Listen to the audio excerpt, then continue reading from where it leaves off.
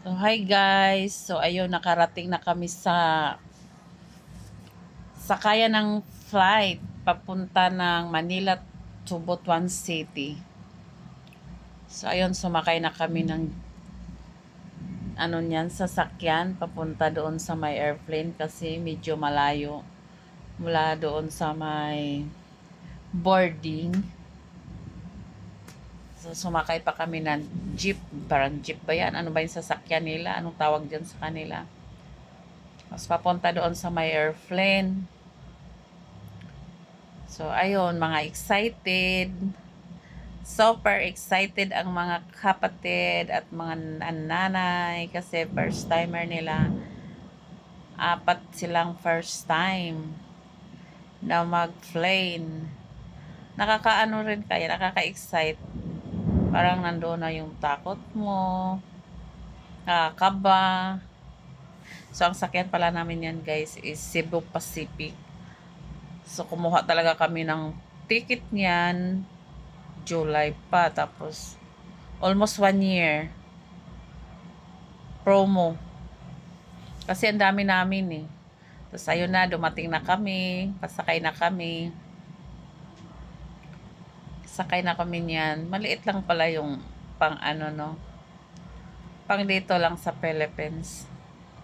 Yung airplane. Ayan. Di ba nakakatakot din may mag-travel?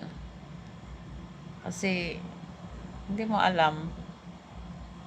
Nakaka-excite. So, ayun. Daming mga pasahero. Oh. So, tingin-tingin. Diba? Kaya, habang sana laging may ano pala. Laging may pera ba para makapasyal, makabakasyon man lang tayo sa yutang natauhan natin. Kasi hindi na tayo nakakabakasyon sa super tagal ng years. Umabot ba namang 9 years bago ka makabakasyon? 14 years, 16 years? Grabe. Grabe naging kalisod. Ay. Di basta-basta yun makabakasyon. Magbilang yung kag taon ay haka makauli yun nga. Di ba dapat dool rabaya kay narabaya sa Manila to province. O nauna na akong nanay nagbalaka na siya sa iyang iyang bag kay pauna man ang mga senior di nabalaka na ni siyang maayo. Nandado po pangita kay silang dalawa sa akong sister-in-law maamay nawala nauna na di ay ipauna ko no sila. Pinauna daw sila dahil senior. Kaya sabi namin, ba't hindi nyo kami inantay? Taranta tuloy kami kung nasaan na silang dalawa. So, ayun, nakapasok na kami, nakaupo na, naglalagay na ng mga bagahe. O, diba?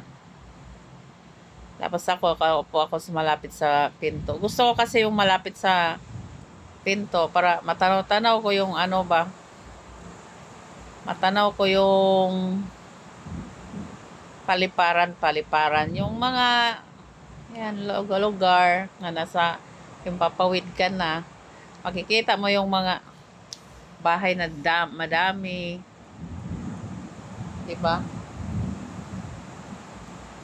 So, at nag-ano na siya, ang tawag dyan, nag-demo o anong gagawin mo, diba?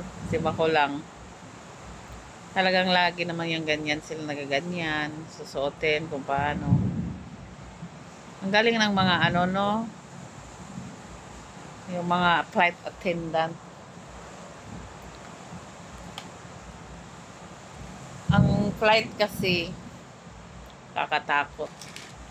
Ako ayaw ko ng ganyang course. Kaya kanya-kanya tayong gusto. Hadlock ba? Kay naka sa ibabaw. Sabagay kung talagang ano, yun na yung ano mo, kahit nasa ano ka pa, land ka pa nagtatrabaho. O, di ba?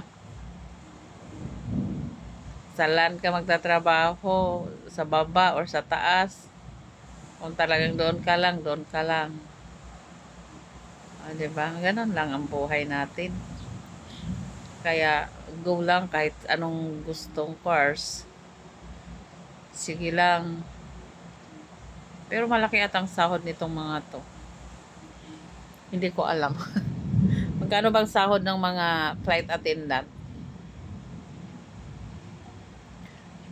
Easy lang ba yung trabaho nila pag ganyan-ganyan lang, pa-chick-chick lang sa mga ano, ayun, napalipad na, nagbababay-babay na.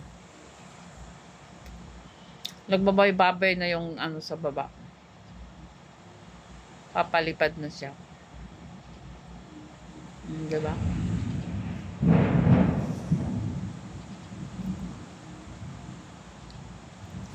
Ayun na, patawa-tawa na, pero kinakabahan na yun na akong nanay gada. Super kaba na siya. Ikulbaan na kaayo kay pag ang airplane nga mo, ano, pagtakbo ba, yung gurgur ganyan. Nako, ang nanay ko wala na. Hadlok na siya, musigaw na siya ba. Pero saglit lang naman ang biyahe. Mas malayo pa nga yung pupunta ka ng airport, mag jeep, lalo na pag traffic, ay naku, magbus, mas matagal. Samantalang yan, 1 hour and 45 minutes lang, darating ka na. Saglit lang kaayo. Diba? Kaya, ayun, tumatakbo na siya, paano na siya, oh. Paakyat na. Talagang nakukuhaan ko pa siya ng picture. Pabilis na. Bilis pala ng takbo niyan pag nasa paakyat na siya. Nakakatakot yung paakyat namin. Papunta pala. Ayan, umakyat na siya. Nakakatakot. Parang nag-aaral pa lang yung piloto eh. Pero yung pag-uwi namin, napaka smooth ang niya, pag-drive. Pati pag-landing, napaka-smooth. Sa taas, parang wala kang basta smooth yung pagdadrive. Ewan ko itong papunta namin. Parang kala mo babagsak eh. So, ayun, pababa na kami. Nakarating na rin kami ng Butuan City. Gabi na, mga 8 na ata. Yan. 8 na ng gabi kami dumating. Kasi hapon ang alis namin doon eh. 6:30 ang alis namin. So, dumating kami ng 8. So, diba? Ang saya-saya nga nakarating ka na. Ang ganda. So, dito na kami sa loob. Inaantay na namin yung bagahe. Kasi mayroong 2 bagahe. Tapos, ayun ang nanay ko. Tinatanong ko siya kung natatakot siya. Sabi niya, grabe daw niyang takot. Diba? Saya-saya na. So, ayun na. May na kami, may sundo kami dyan eh. So, ang liit lang ng airport ng Butuan. Kaya, ayun, palabas na kami. May sundo na kami dyan. Kailangan kasi dapat may sundo, may gahatid para yung biyahe nyo hindi hassle. Walang hassle ang biyahe. Ayun na, nakarating na kami ng Butuan City. Diba? Saglit lang. Galing. Ang daming mga dumadating din, oh. Siguro mga galing abroad or saan saang ulupalop ng lugar na sakay siguro dyan. Ang saya-saya lang talaga pag bakasyon ba.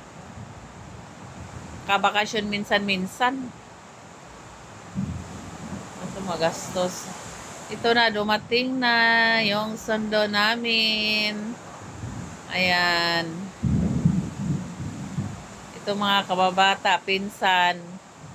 Yan, sundo namin, yung naka-red. Nakarating na rin tong asawa niya sa Manila. Ayan, siya ang may contact namin eh. Siya ang contact namin sa sasakyan.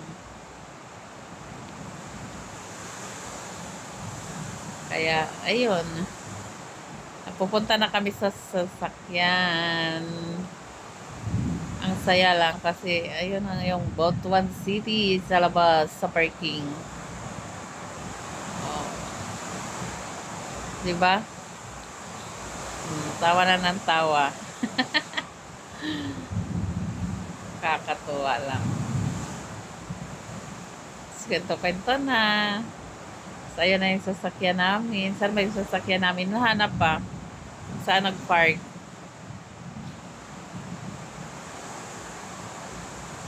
Diba? Kakatuwa lang talaga. Kaya, sarap ang bakasyon uli. Ang ano problema yung pera. Ang hirap ng pera ay napakahirap yung pera hanapin.